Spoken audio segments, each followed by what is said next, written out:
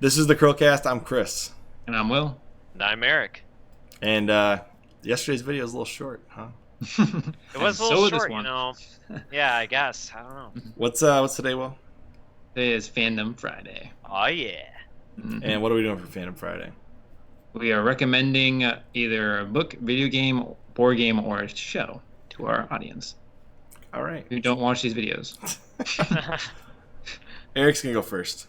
All right, yeah, so I chose a book for Fandom Friday. I don't know if you'll be able to see it because I've got the blur thing on Skype. It's inappropriate.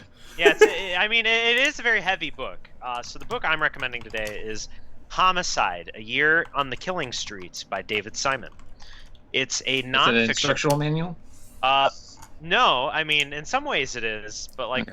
It's a nonfiction book. It's about this reporter, who David Simon, he's not really a character in the book, but everything's kind of told from his perspective, who is following the homicide department of the Baltimore Police Department around for 1 year in 1988 to 1989. And he really goes in depth talking about these really horrific crimes that the homicide unit deals with. He talks a lot about the detectives and what they're like as people. It really demystifies the sort of romantic sort of detective, say if you've seen Knives Out or Sherlock Holmes or things like that, is these guys are good at their jobs, these detectives, but they're very desensitized to a lot of the horrible crimes that they see. The book follows the department and the homicide unit as they sort of compete on this thing called the board.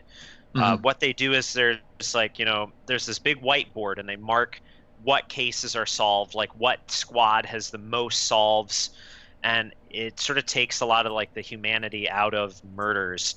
And the main story of the book follows this murder of a 11-year-old girl named LaTanya Wallace. To this day, unfortunately, it's never been solved.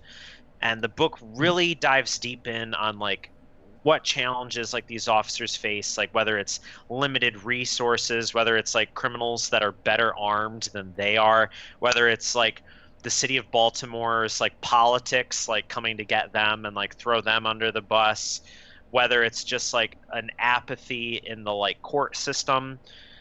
There's a really haunting chapter where there's this really this crime that's being prosecuted, this murder, and it's an open and shut murder, but the jury just doesn't care, and it's only because these two people on the jury actually cared that they got a conviction in this crime.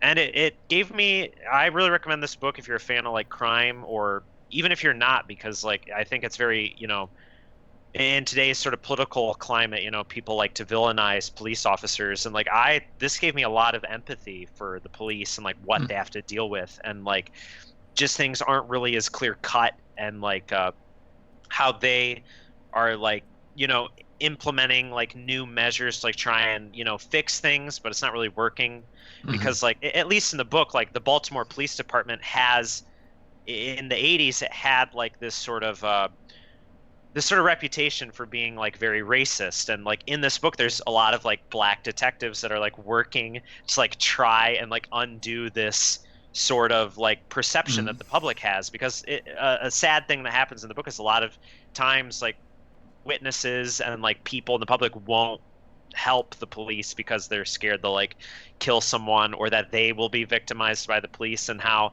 they're trying to fight against that, and how maybe even in today, because this book was written in the 80s and now it's 2020 and things, maybe they're worse now or maybe they're better.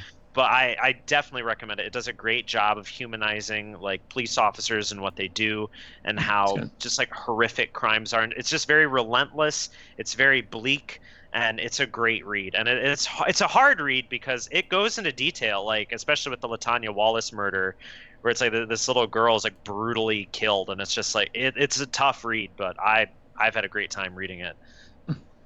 Cool. Go check it out. It's $12 on Kindle. Yeah. Apparently it's $36 on hardcover. So yeah, I have the paperback, so I don't know. Yeah, 36 hardcover, not sure. $5 paperback. There you go. All right, Will, what you got? All right, so my recommendation is completely different. It's not heavy at all, but it's something I discovered during this recent I have a feeling I know world what it event. is. I don't know if you know what it is. It's I'm going to recommend a TV show. So Community. Oh, okay. Okay. Oof. That was gonna be Tiger King. No. Although that is hilarious and crazy and just the most ridiculous story ever, Community is not necessarily as crazy, but I do fall in love with how crazy the characters are. And it's one of those shows where I actually like the side characters more than the main characters. So I'm so sick of Britta and Jeff, but I like basically every other character in that show. And just the crazy cutaways to like Chang. If you watch the show, you know what I'm talking about. Chang, and he has these crazy plots. Like he lives in the air ducts with the monkey, and then he's like becoming like a totalitarian dictator as the security guard of the school, and it's just funny. Yeah, it's definitely a slow burn show though. So like not every scene is necessarily funny. However, it does ramp up. It also has Chevy Chase in it, and John Goodman occasionally. Oh yeah, that's right. He does appear from time to time in Community, doesn't he? I'm not gonna say a lot about this, but just go watch Canadian Bacon. With John Candy. Yes. Just go watch. Just go watch That's Canadian a different Bacon. John. Yeah. It's got the best rendition of Born in the USA in the van, and definitely the most interesting war between U.S. and Canada ever. But in all seriousness, it's a hilarious movie. Good laugh. Want to watch Want to watch a movie, eat some popcorn, enjoy a little comedy. Yeah, say something else. The Space Needle. Anyways, Yeah. that's all I've got. Just go watch Canadian Bacon. It's good. I don't really have much to say about it. I don't know why. Yeah, Eric gave this great description of his book, and I'm like, Community is funny, has weird characters, and then Chris is like, watch this movie. Nothing. Yeah. I don't We know. started off Anything really else. strong. Go watch. Go read Goosebumps. I don't know. This was good. Yeah. The movie with Jack Black's pretty good too. Yeah. not Yeah, bad. yeah. Legends of Andor board game, also good. Go check that out too. I've never heard of Legends of Andor. Me either. It's like Fire Emblem the board game. Okay. If I was a little more awake, I'd give you more than that. But they have like scenarios, like an RPG. You move the characters Oh, around the map. cool. That's It's nice. fun. Nice. Yeah. Sounds fun. It's really cool. Go check it out. Legends of Andor. Alright. As always, I'm Chris, And I'm Will. I'm Eric. and we really appreciate Eric coming on here Thanks. and dealing Yeah, with our thank silliness. thank you for having me on this week. Like, this was really great. I hope I was, a good guest and enlightened some people about Fire Emblem and Yes, you Homicide. definitely So I think we enlightened me. I think we heavily front loaded this podcast. with yeah, we Monday. were very. Yeah, we blew our load in the first one. But seriously, Eric's gonna come on again sometime within the Yeah, next year. sometime At least for once sure, a year, right? absolutely. Yeah, at least once a year, maybe more. We'll see. We'll see. Yeah. Mhm. As always, I'm Chris. I think I already did Yeah. this. Yep. And we are. The CHRILLCAST. The We'll see you Krillcast. later. I don't know. I don't know what I'm saying anymore. We're just gonna go. Whoop.